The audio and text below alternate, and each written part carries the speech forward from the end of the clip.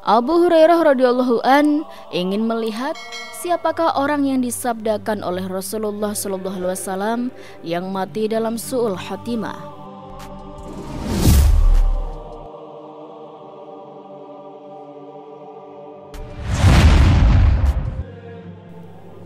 Sobat Rizky rahimahumullah, kali ini Rizky akan menceritakan tentang kisah yang mungkin kalian belum dengar atau jarang didengar sama sekali.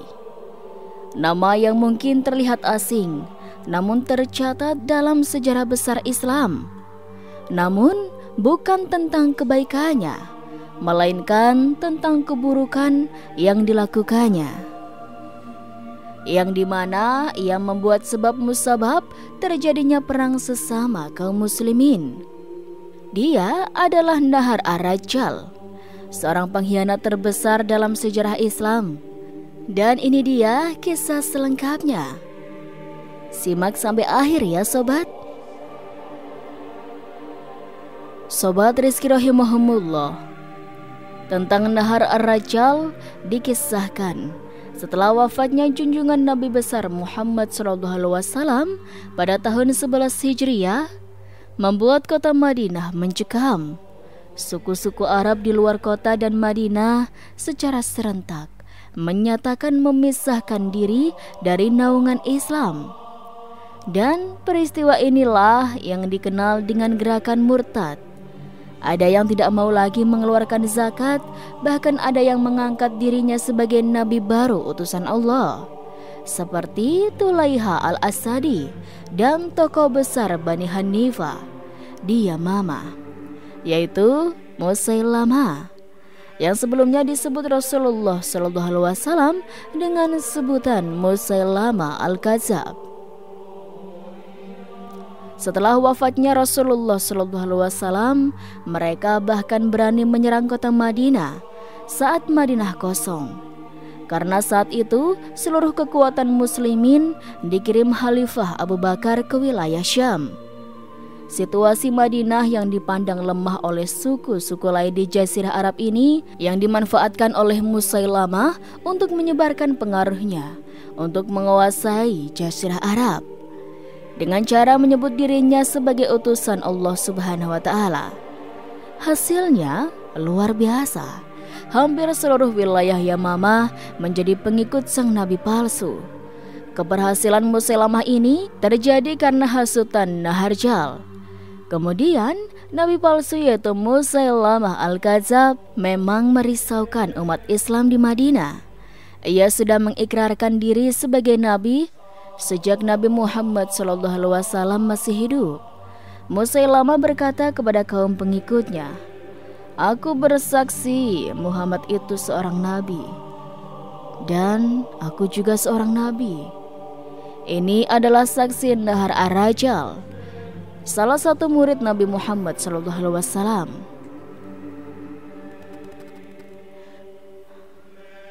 Awalnya tidak banyak yang mengikuti ajaran Musailamah. Namun gerakan pengikut nabi palsu ini semakin besar sejak bergabungnya Nahar Ar-Rajjal.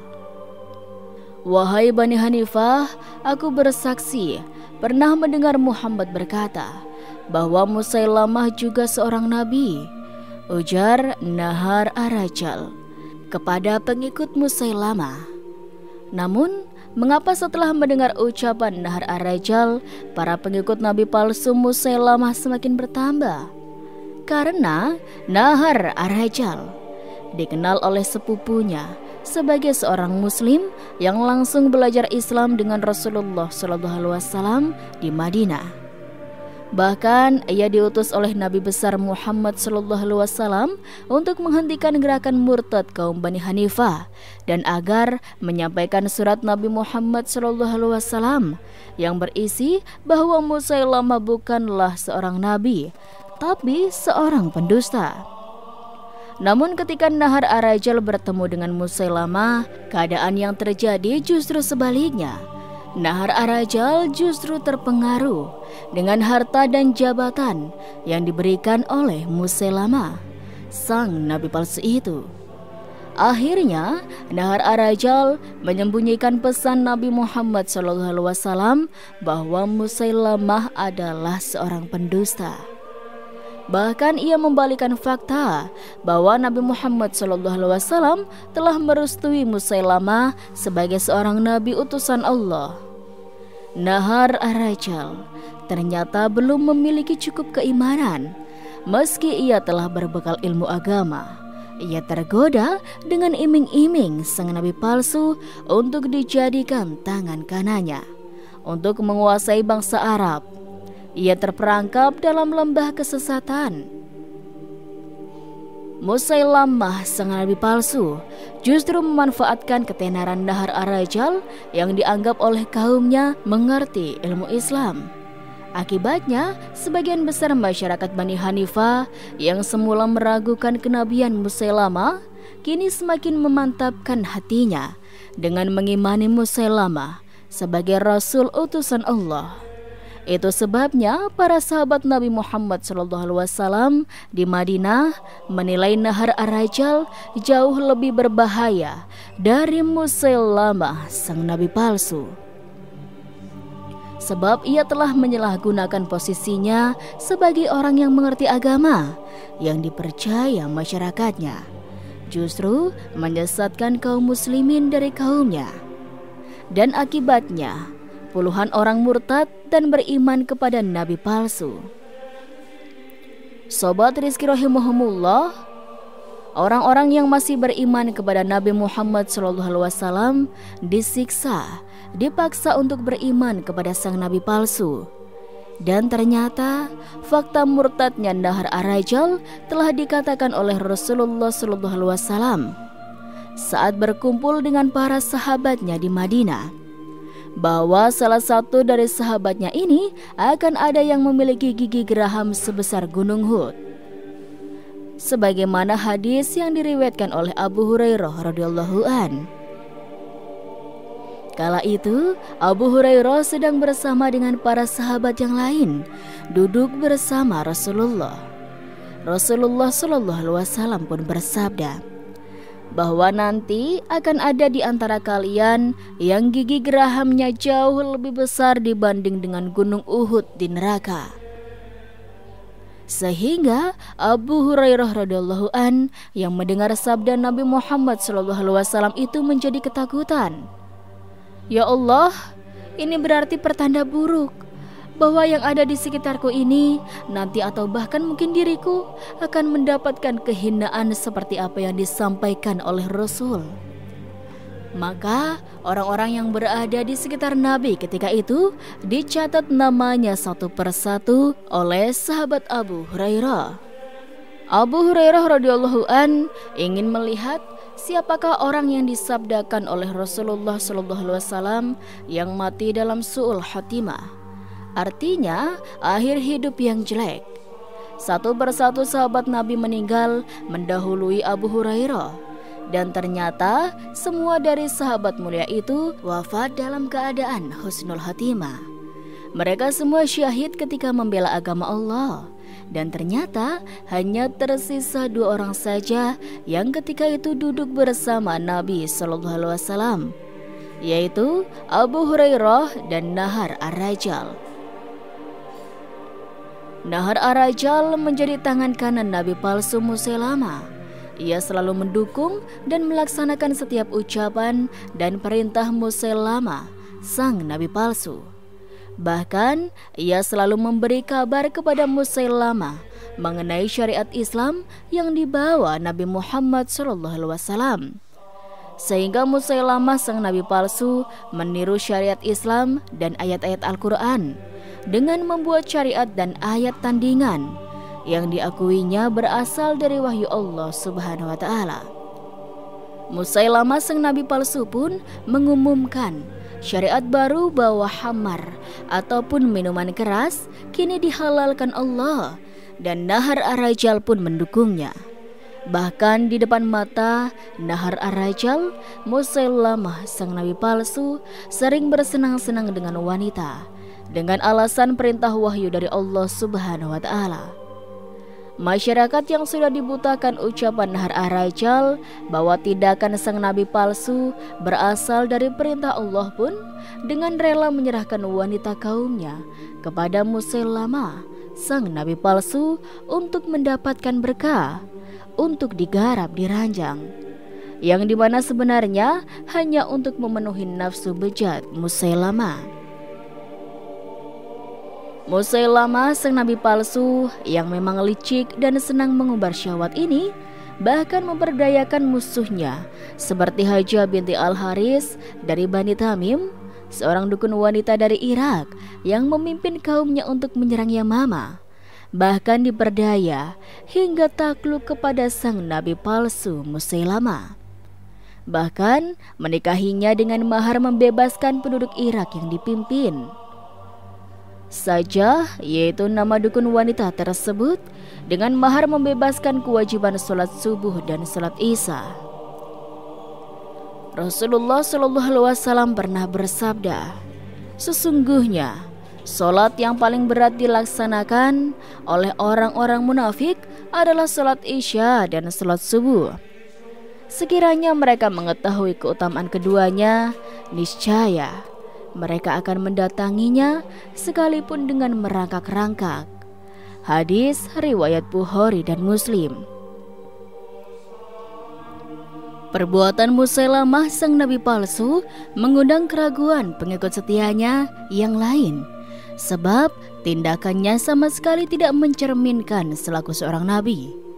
Namun Maharaja tetap meyakinkan bahwa yang dilakukan Musailamah benar-benar berdasarkan wahyu. Nahar ar-Rajal benar-benar telah menutup hatinya dari kebenaran yang sebenarnya ia ketahui. Nahar ar-Rajal menuruti keinginan sang nabi palsu untuk menyiksa orang-orang yang masih memegang akidah Islamiyah. Bahkan utusan Khalifah Abu Bakar dari Madinah yang ditugaskan menyadarkan sang nabi palsu dan masyarakat Bani Hanifah ditangkap dan dipaksa mengimani Musailamah, sang nabi palsu. Karena ketegasan sang utusan Khalifah yang tetap pada pendiriannya bahwa Nabi Muhammad SAW adalah nabi terakhir dan tidak ada nabi lain setelah wafatnya Rasulullah SAW.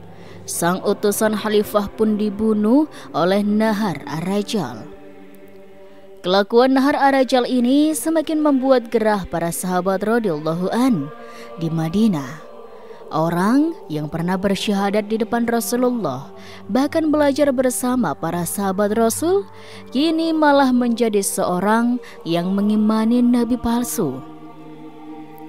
Sobat Rizki rahimahumullah, Khalifah Abu Bakar pun memutuskan mengirim pasukan muslim untuk menumpas gerakan Musailamah. Sementara Nahar ar-Rajal mengutus pasukan di bawah pimpinan Ikrimah bin Abu Jahal.